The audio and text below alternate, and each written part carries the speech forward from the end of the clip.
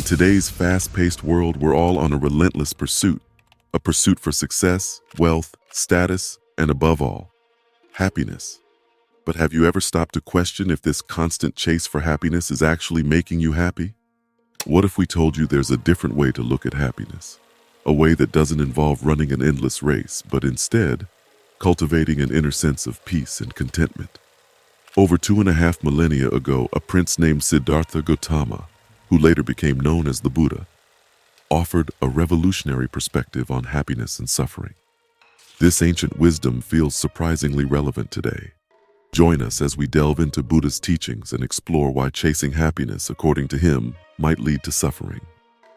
Siddhartha Gautama, also known as the Buddha, lived in the northeastern part of Indian subcontinent, what is today's Nepal and India, around the 5th to 4th century BC. He was born into a royal family, but the luxuries of his early life could not shield him from the realities of human suffering. Siddhartha was deeply moved by his first encounters with old age, sickness, and death. It was then that he realized that material wealth and worldly pleasures were transient and could not provide lasting happiness. This realization prompted Siddhartha to leave his royal life behind in search of truth and understanding. After years of rigorous practice and meditation, he achieved a profound understanding of life and existence, thus attaining enlightenment. He became known as the Buddha, or the Awakened One, and spent the remainder of his life sharing his teachings, which formed the basis of Buddhism. At the heart of Buddha's teachings lies an insightful perspective on the nature of happiness and suffering, one that urges us to shift our focus from the external world to the inner self. In Buddhism, true happiness is not associated with fleeting moments of joy or temporary pleasures, as we often perceive in the modern world. Instead, it's seen as a deep state of peace and contentment that comes from within. The concept of anicca, or impermanence, is a fundamental tenet in Buddhism. It teaches us that everything in life, be it happiness, sadness, or material possessions, is transitory and subject to change.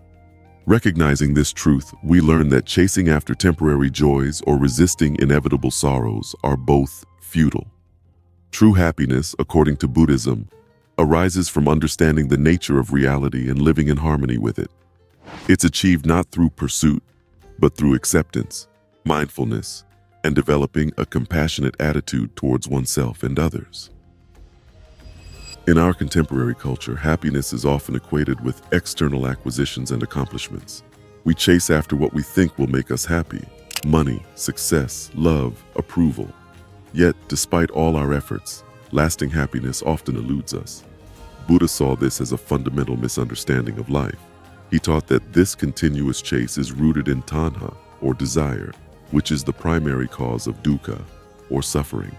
Buddha believed that our desires are endless. The more we satisfy them, the more they grow. This insatiable craving keeps us trapped in a cycle of pleasure and pain, happiness and suffering. Instead of chasing happiness, Buddhism advises us to understand the transient nature of our desires and to let go of our attachments to them. This, Buddha taught, is the path towards true happiness and liberation from suffering.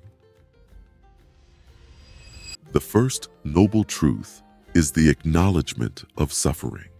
In life, suffering is an inevitable reality that we all experience, but the Buddha didn't stop there. The second noble truth identifies the cause of this suffering: our attachments, our cravings for pleasure, our aversion to pain, and even our attachment to life itself all lead to suffering. This leads us to the third noble truth. It's a beacon of hope in what might seem like a grim perspective. The cessation of suffering is attainable. When we let go of our attachments, we can escape the cycle of desire and dissatisfaction. This understanding of suffering and happiness forms the basis of Buddha's teachings, revealing how our chase for happiness can often lead us to the exact opposite. Rather than desperately pursuing fleeting pleasures or engaging in severe asceticism, Buddhism advocates a middle way, a path of moderation that avoids these extremes. This path invites us to be fully present in each moment, embracing life as it is without constant craving or aversion. In Buddhism, mindfulness plays a crucial role. It's about being aware of our thoughts, feelings, and actions in the present moment, without judgment or distraction. Mindfulness helps us recognize and break free from habitual patterns that lead to suffering. The middle way encourages us to find contentment in the here and now, rather than constantly looking to the future for happiness. It invites us to develop a deep appreciation for life in all its facets, instead of clinging to what we perceive as happy moments and rejecting the rest. In essence, the Buddhist approach to happiness is not about relentlessly chasing it. Instead, it's about cultivating inner peace, understanding, and compassion. It's about letting go of attachments and living fully in the present moment.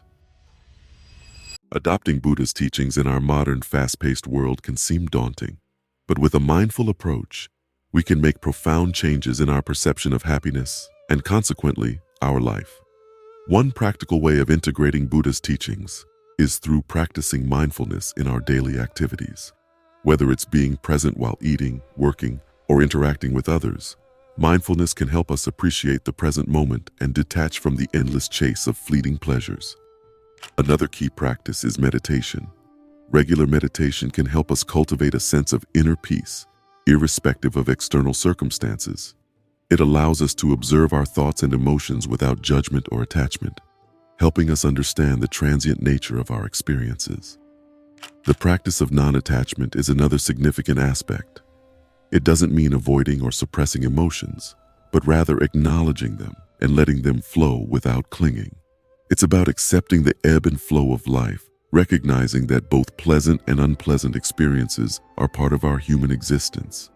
These practices help cultivate a more balanced life, where happiness is not something to chase, but arises naturally from within. They encourage us to accept life as it is, finding peace and contentment in the here and now, instead of constant yearning for an idealized future. The ceaseless pursuit of transient happiness only leads us further from the contentment we seek. Instead, recognizing the impermanent nature of life, embracing the present moment, and walking the middle way, we can uncover a deeper, more enduring sense of joy.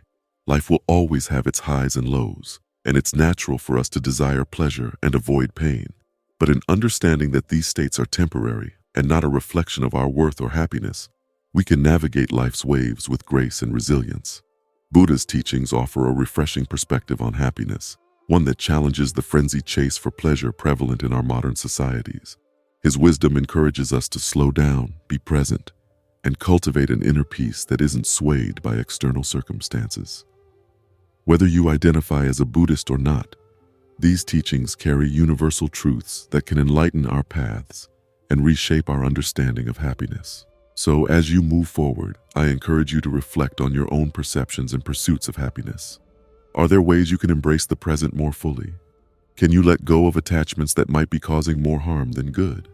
Remember, the journey towards true happiness is not a race. It's a personal journey of self-discovery, mindfulness, and deep understanding. Just as the lotus blooms from the mud, our joy blossoms from understanding and transcending our suffering. Thank you for joining us on this exploration of Buddha's philosophy. If these concepts resonated with you, consider delving deeper into Buddhism. It's not just a religion, but a philosophy, a way of life that might hold the answers you've been seeking. Until next time, remember, don't chase happiness. Let it find you peacefully in the present moment.